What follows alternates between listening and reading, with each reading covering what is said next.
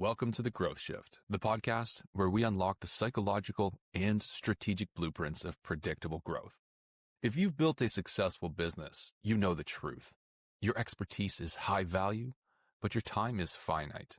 The question is, how do you sustain that success without sacrificing your most valuable asset? We believe that the next level of success requires a strategic pivot, a fundamental shift that moves beyond the old ways. In every episode, we dive into the critical turning points of industry leaders and uncover how they're leveraging AI not as a shortcut, but as the strategic force for their next growth shift. Today, we dive in with a leader who is defining the future of their industry.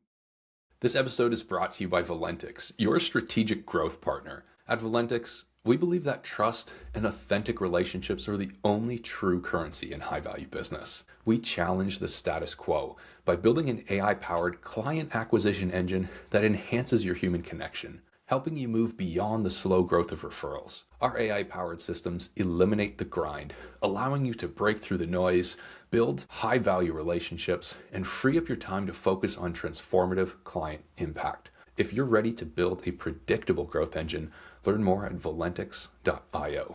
Now let's dive into today's episode. Today on The Growth Shift, we're joined by Russell Ollie Sr., the founder of Concision Global. Russell's career is a profound study in operational excellence and data-driven transformation, spanning decades of experience from a software engineer and consultant for Wall Street banks to leading enterprise-wide transformations at giants like General Motors and AT&T. As a self-described unconsultant, Russell now helps organizations cut through waste and leverage data to drive decisions, bringing pragmatic, industry-honed expertise to the table. His insights into data-driven decision-making, strategic program management, and the evolving impact of AI on business will provide invaluable perspectives for our audience. Russell, welcome to The Growth Shift. Thank you, David. Thank you to the audience. Well, we're definitely looking forward to this conversation today. Russell, your journey began unexpectedly, right? As a software engineer during a recession, leading you through tech consulting for Wall Street banks, and then to leading massive data-driven transformation programs at companies like Toshiba, Microsoft, eBay, General Motors, and AT&T. That is quite the powerhouse background. You've got to tell us a little bit more about that journey and some of the key takeaways and lessons from that time. Happy to. So as I'm fond of saying, I've been blessed to have great opportunities, right? So my career trajectory certainly has not been what I thought it would be, but it has been very unique and very beneficial to me overall. And as you mentioned, David, I started my career initially with a decade in technology, first as a software engineer in the healthcare space, and then delivering complex systems implementations for primarily Fortune 500 firms, right? A lot of banks, as you mentioned. That work gave me a deep understanding of how enterprises really function at the data workflow and kind of systems level, if that makes sense, right? And that was useful. What happened, though, was eventually I did have a pivot, right? When I learned something very fundamental, which is that people, leaders, stakeholders, gatekeepers, they could dispute what I wanted to do or what I said, right? They could ignore Russell if they wanted to when it came to an opportunity for change. What they couldn't do is they really couldn't debate or ignore well-crafted, scientifically grounded data. So the value of data. So one of the things that helped me in terms of a pivot and where my career really changed is when I grounded the case for change, or every case for change, in internal or external customer evidence. When I could do that, and again, doing it using data, the resistance disappeared. And that insight shifted me from being essentially a strategist with a point of view to an operator with proof. And so that's what I've been doing for the last 20 plus years. Again, started with the technology bend, but then the last 20 plus years has really been in that operational excellence process engineering space. The shift for me was understanding the power of data, right? And actually investing in capabilities to generate or distill data. Because if you could do that with a scientific approach, people really couldn't dispute the case for change, right? Whether you're using customer or process data, they can question you around how you generated it, where did it come from, what's the statistical relevance. But in the day, you can't really argue things like the voice of the customer. And so that's kind of been a key pivot for me. The best business decisions are always made on hard, clean data, right? I mean, it's irrefutable. Absolutely. Gut decisions are one thing, and they can take you so far, especially as a founder or a visionary. But it seems that in today's world, with so much data out there, it would seem that a lot of companies maybe are not ignoring the data, but is it that they don't know how to use it or how to find it? I mean, what put you in the position where you were working with teams that didn't even know the data and they were trying to make decisions off of, whatever else they had? Yeah, I think honestly, a large part of it is being able to separate the signal from the noise. So today in our technologically driven environments, I have not seen a company that doesn't have data or a lot of data. And so the challenge is understanding what's truly a key or indicative or even predictive piece of information versus what is noise or lagging indicators. And so I think that ability to actually understand what's vital, what's unique, or what's actually the thing you should be paying most attention to is a critical capability. And so organizations sometimes are missing that view or that capability, but at the end of the day, you have to be able to understand for the strategic goal you have as an organization, what are the right indicators of success and change? And so what are the vital few things that you have to get right and that you want to make sure you have good data indicative of progress? So that's been key for me as well, right? So if we have a problem or an opportunity, right? So problem is fixing an existing process, product, or service versus creating one, right? What's the right metric for progress and success? And so how do you make sure you are being very pedantic in terms of making progress and also understanding the countermeasures or the secondary measures, right? The consequential metric. Hey, I don't want to improve speed at the expense of quality, as an example, right? So being able to understand the relationship between those drivers and those measures is critical. So, Russell, let's connect some dots here. I mean, you were working at some world-renowned companies, names that everyone knows, and you found yourself in a position where you could ultimately make some great change. Finally, once you brought the data to the table and people really started, I don't want to say taking you seriously. Of course, they took you seriously before, but they couldn't argue with you anymore, your opinions, your insights, and your advice. So a lot of people would sit there thinking, wow, like you were working at AT&T, you were working at GM. Why ultimately make that shift of working in the corporate world where you found yourself in a position where you could have incredible impact to starting out on your own with Concision? Awesome questions. One of the challenges for me personally is I love this work, right? It's really kind of cool and kind of satisfying when you can drive an outcome that people knew academically needed to happen, but they didn't have the tools or capabilities to get there. And so the challenge for me is it tends to take 2, 3, 4 years to do that at a single environment, right? And so you go in at some level of capability or maturation for an organization. It takes some time to kind of build and get people aligned around the case for change. And then eventually you can implement a strategy and deliver a portfolio of improvement or innovation projects and programs. But if you want to continue to do that, you're going to find yourself starting over another company every 3 to 4 years. And at some point you say, hey, that's not really conducive to my own personal long-term success. So I'm better off where I can actually have more control and direction over who and when I work with different types of environments. And that's where the consulting piece makes a lot more sense. So if you love doing this work, you've built up the expertise in doing the things that are somewhat hard or rare, and you want to do it again, then at some point taking your expertise and creating your own environment makes sense. Like you almost got in a position not necessarily where you were bored, but there were just so many restraints to you actually being able to do what you love because of the amount of time that it took to play out that process. So by stepping into your own world. The other side of which I didn't talk about is you're essentially, if you do this well, you're working your way out of a job, right? So you're coming in to deliver a certain set of capabilities or outcomes for the business. And when you're done, most organizations don't do what I'll call transformation at scale or enterprise long-term, right? 5, 10 years continuously. It tends to be kind of a death march, and then they want to take a pause, right? And then new leadership comes aboard and you start over again. So unless you want to have those sort of big gaps in your engagement or your excitement in terms of how and where you work, you almost have to do kind of what I did, which is create your own environment where you can kind of continually do this across a book of clients. Absolutely. And working in a job, if you're working yourself out of a job, you're then in a situation where you've got to go find that next source of work. But as a consultant, if you can work your way out of a job, that's a success because you've had such profound impact.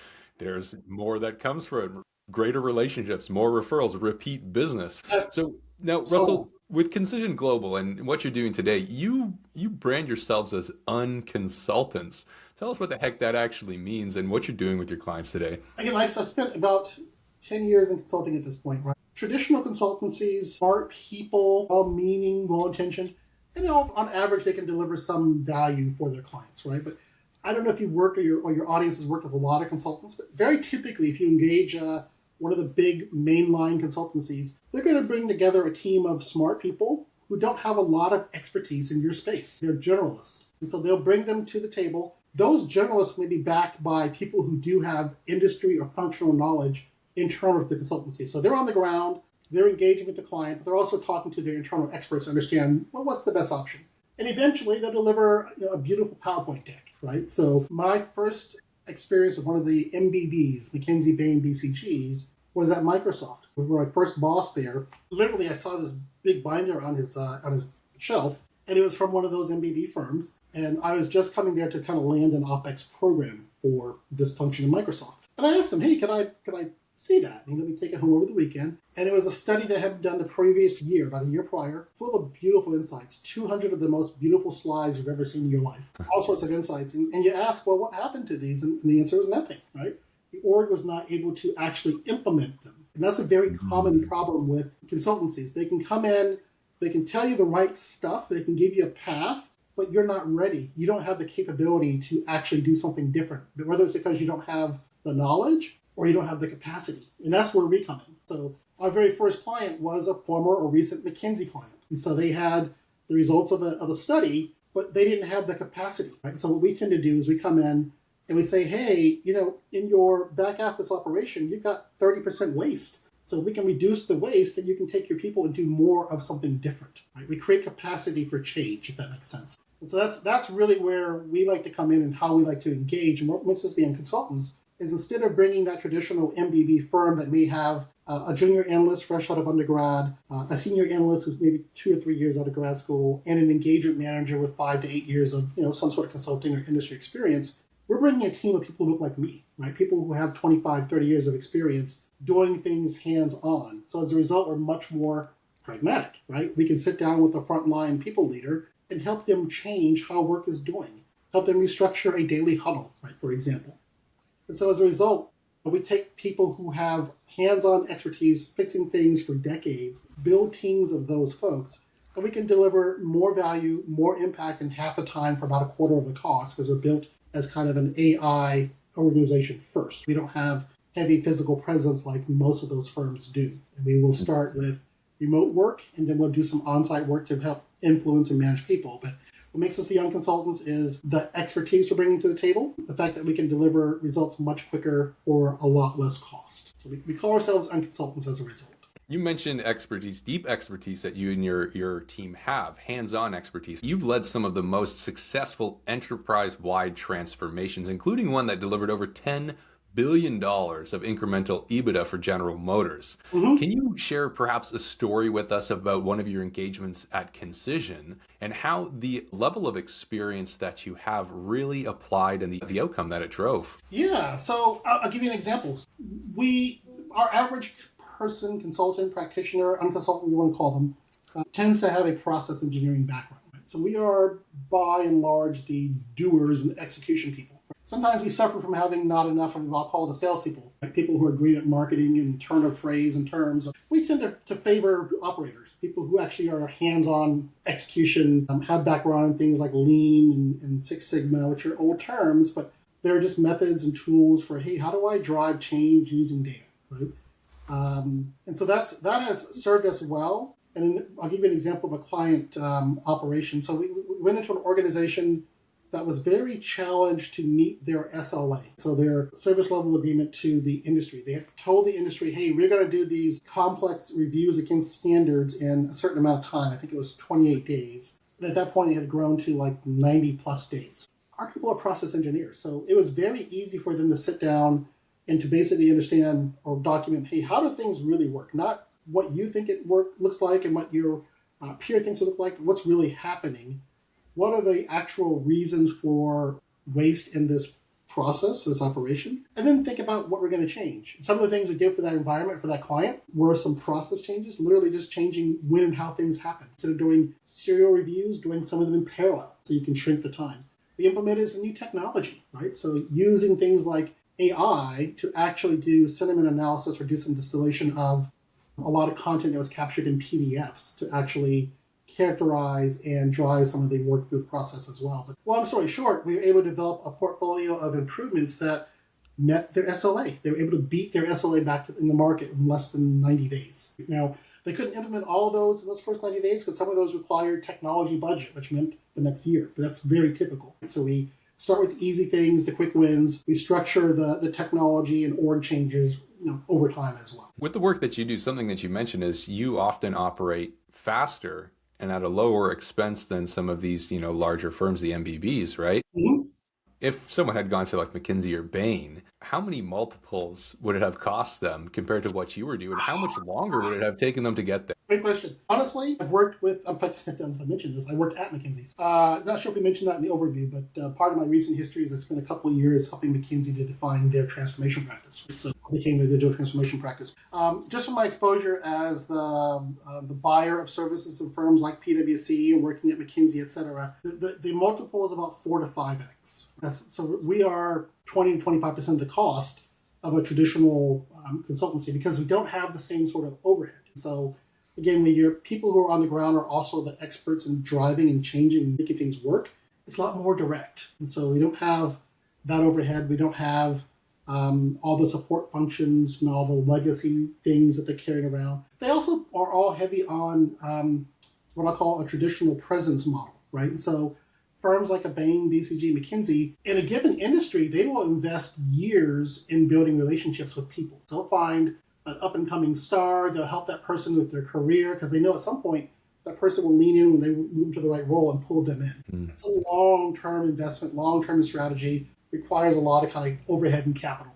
We don't do that. We're not trying to go into an organization and be there for years. We want to come in with a very specific thing to make better, quantitatively do that so we can prove that we made a difference, and then we move on. Right? And if we do that well, they'll remember us, right? But we don't have to keep people there nurturing relationships and mentoring the next bench of leaders, and it's just not our model. The other thing that makes it, frankly, a lot easier for us is we are industry agnostic. And so the larger firms will start building up practices around industries. From our perspective, it's all about starting with the data. What does the data say in terms of how things are working? What does the data lead us to understand around what the root causes for your problems are? Because we're process engineers, right? And so that approach is industry agnostic. And so how we solve problems is essentially rooted in the scientific method. And it's very consistent from any environment, whether it's a for-profit, nonprofit, mid-size, a Fortune 25, it doesn't really. Russell, you gotta help me out here. Now, there's clear advantages to working with a firm like Concision, like outstanding advantages, yet it seems that prospective clients at times default to,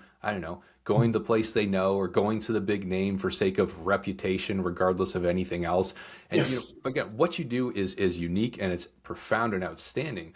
A lot of consultants find themselves in a similar situation where what they do is so compelling, but prospective clients maybe have a hard time understanding what they do and try and go to something familiar rather than choosing what should be the obvious choice.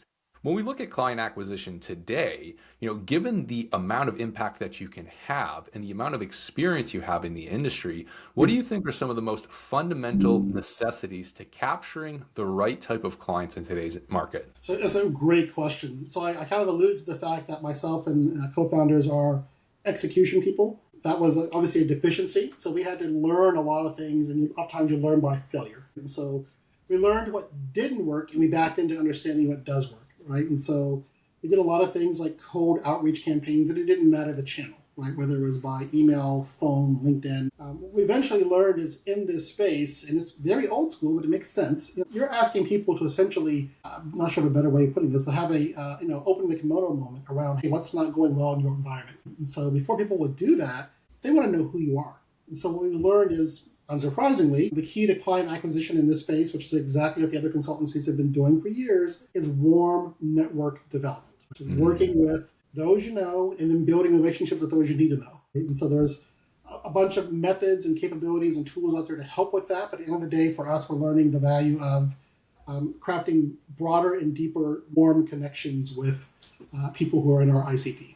It's the best way to go today. I mean, especially considering just the state of distrust that the general market is in right now. You mentioned testing and learning with cold outreach, email, all of these things as well. But what remains fundamental to business at any time is humans, human connection, trust, relationships.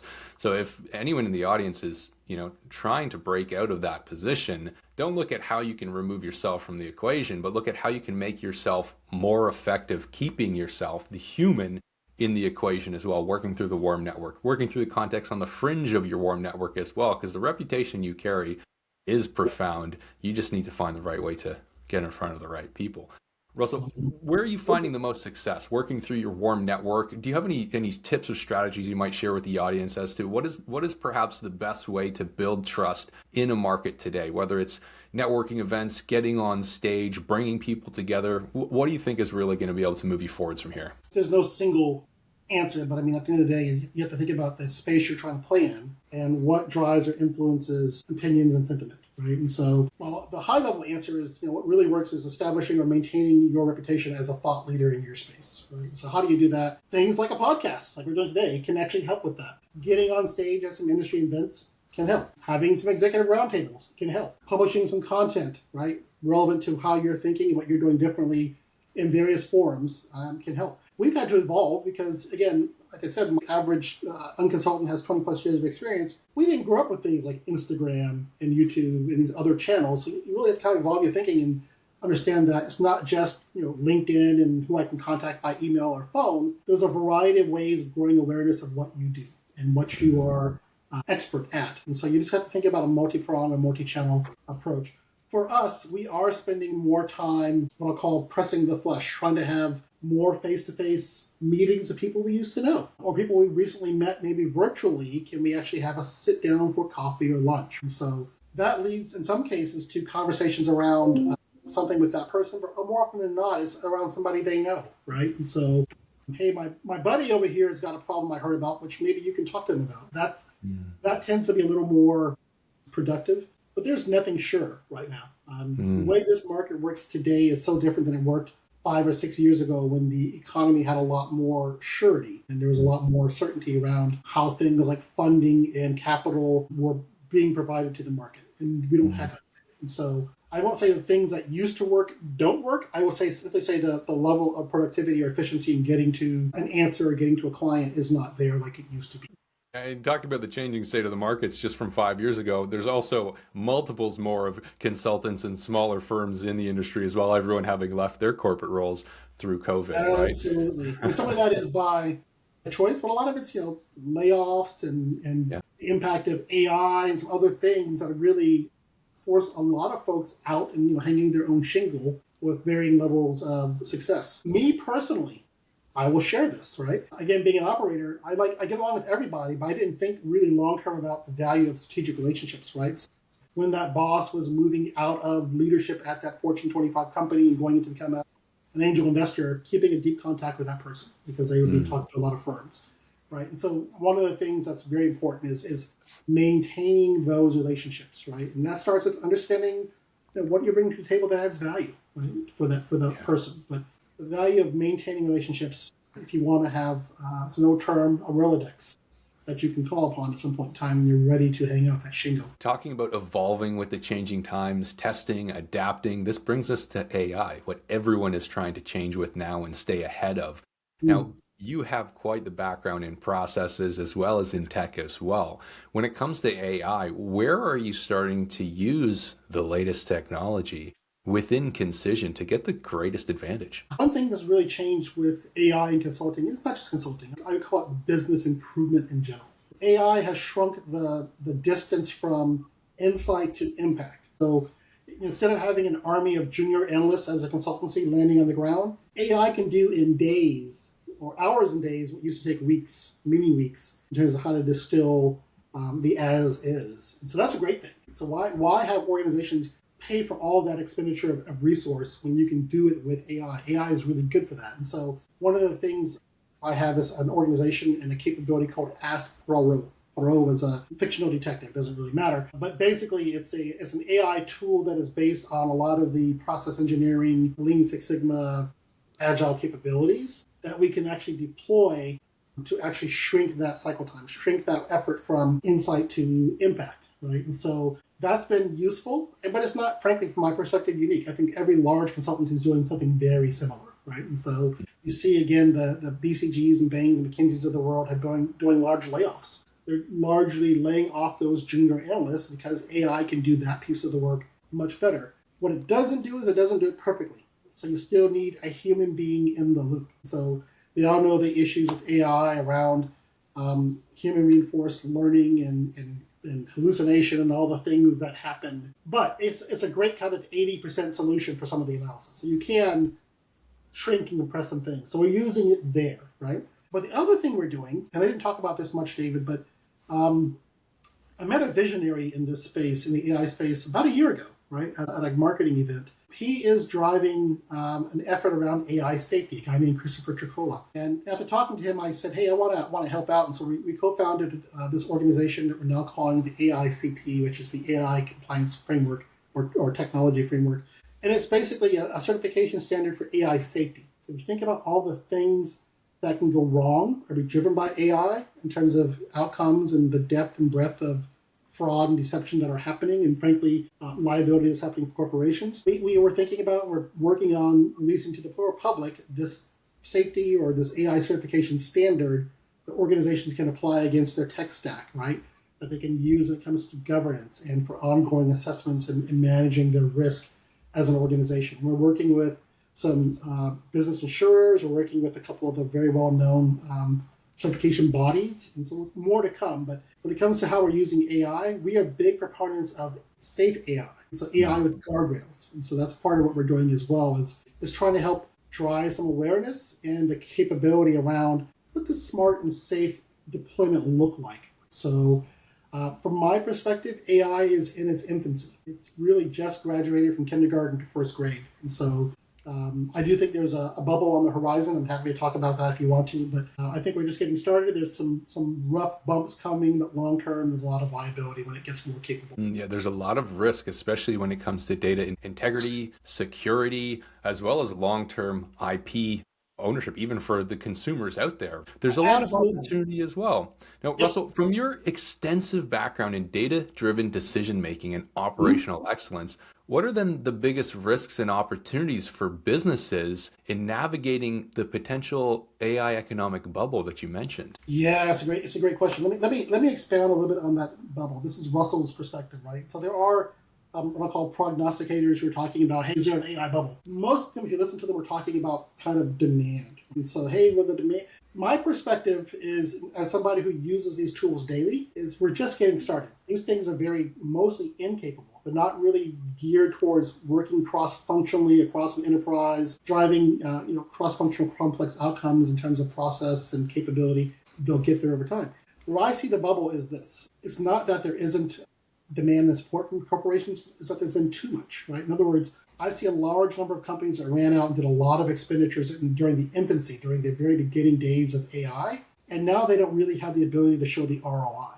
So the ability to actually monetize or show what they're getting from returns is not there yet. Literally across hyperscalers, chip developers, data centers, trillions of dollars are being spent, and almost all of that is happening in the commercial space, which means at the end of the day, it has to be aligned with some sort of driver of customer value, something that actually allows or enables a customer to buy more of something or something new. And that's happening, frankly, in a macroeconomic situation where the average consumer no longer has that expansion capability in their wallet. Right now, at least in the US, we're seeing the average consumer is struggling to keep a roof over their heads, pay for healthcare and food.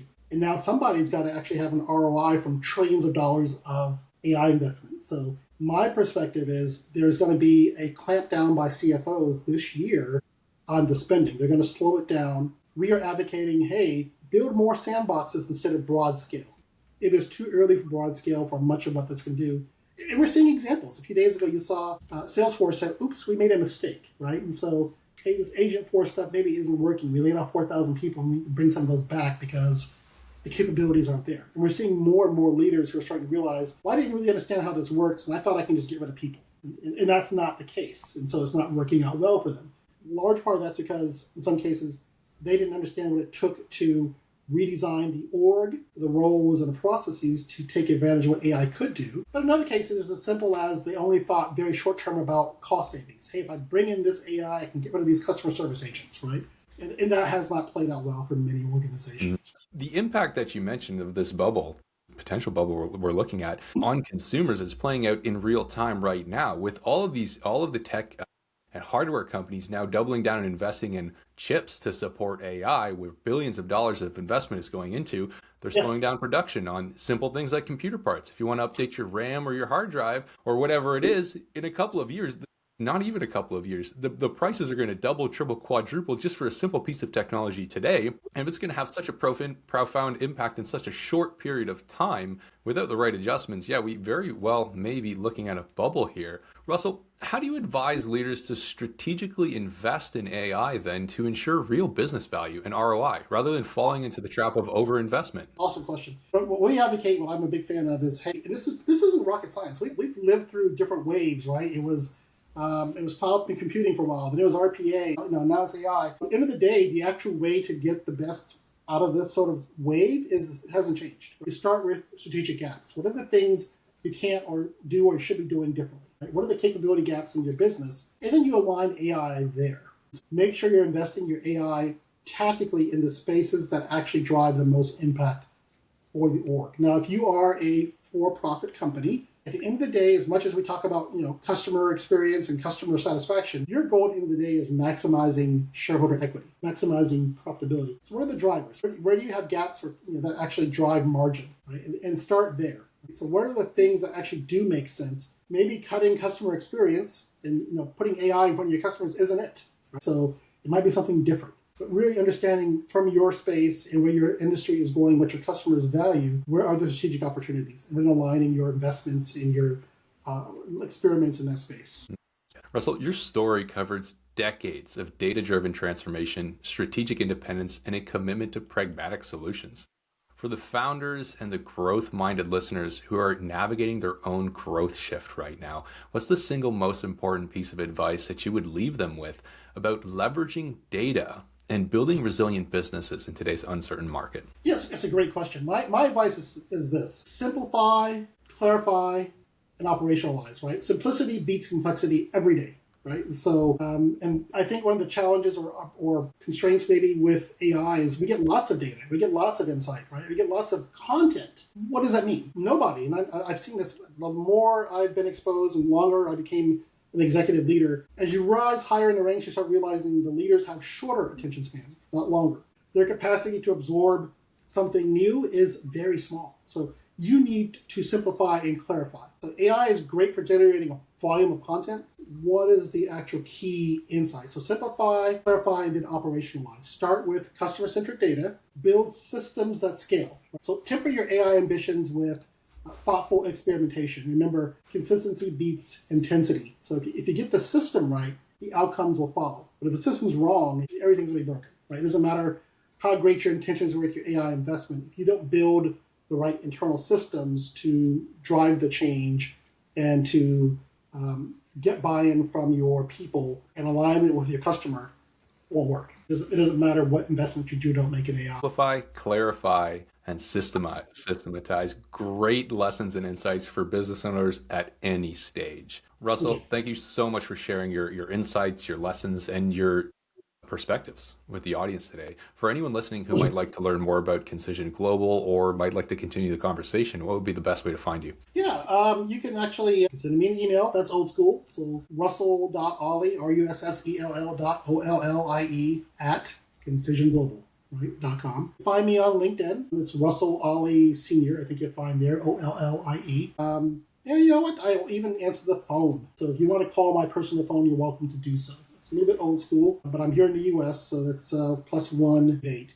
I'm on the West Coast, so please don't wake me up too early. Russell, thanks again for joining us today on The Growth Shift. Thank you, David. Thank you to your audience. Another powerful conversation on The Growth Shift.